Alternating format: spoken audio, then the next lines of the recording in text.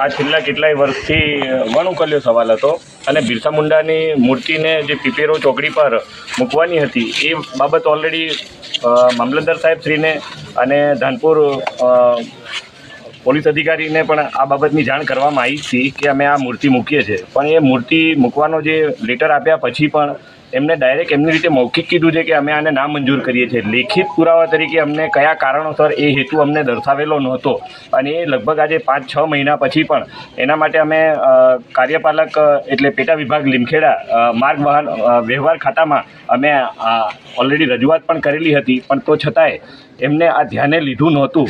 અને મૂળ જે વાત છે કે બિરસા મુંડાનો જે ચોક છે એ લગભગ આ 2-3 વર્ષ પહેલાં નક્કી થઈ ગયું હતું, એનું નામકરણ થઈ ગયું હતું અને ત્યાર પછી લગભગ 1 વર્ષ પહેલાં ત્યાં જે 3 રસ્તા છે એની વચ્ચેનો ભાગ છે એ ઓલરેડી અમે કોઈ સરકારની જગ્યાને નુકસાન નથી કર્યું કે કોઈ દબાણ પણ નથી, આ ધાર્મિક દબાણ પણ નથી.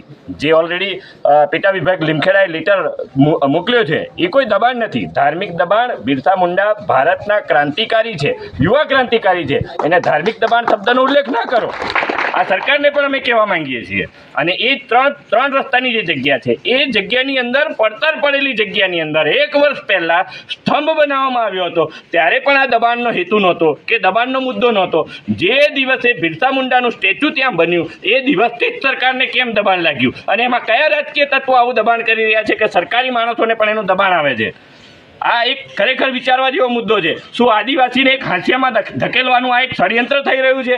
શું આદિવાસીના જે ક્રાંતિકારીઓ છે એમને અત્યાર સુધીના ઇતિહાસ દબાવવામાં આવ્યો છે? અત્યારે આદિવાસી સમાજ જાગી ગયો છે અને બિરસા મુંડાની મૂર્તિને ત્યાં મૂકીને આદિવાસીઓનો ઇતિહાસને ઉજાગર કરવાનો પ્રયત્ન કરી રહ્યું છે. ત્યારે આ શું તંત્ર કઈ રીતનું રાજકીય તંત્રના દબાણ હેઠળ આવે છે કે સરકારી દબાણ હેઠળ આવે છે કે જેથી આ બિરસા મુંડાની મૂર્તિને ક્યાંક ખલેલ પહોંચાડવાનો પ્રયત્ન કરી રહ્યા છે? એટલે આજે આદિવાસી સમાજ ત્રણ જિલ્લાના લોકો અહીં આવીને મામલતદાર સાહેબશ્રીને આવેદન આપીએ છીએ કે આ મૂર્તિ યથાવત રીતે જેમ છે એમ રહેવી જોઈએ.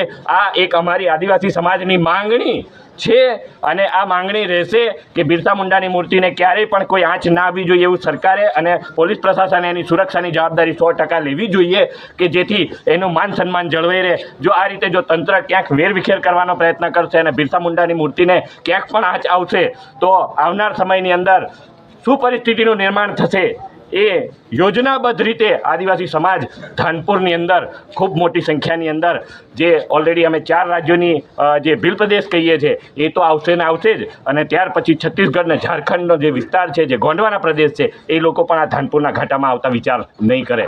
આ બિરસા મુંડા ચોક નહીં હટે. આ અમારી માંગ છે.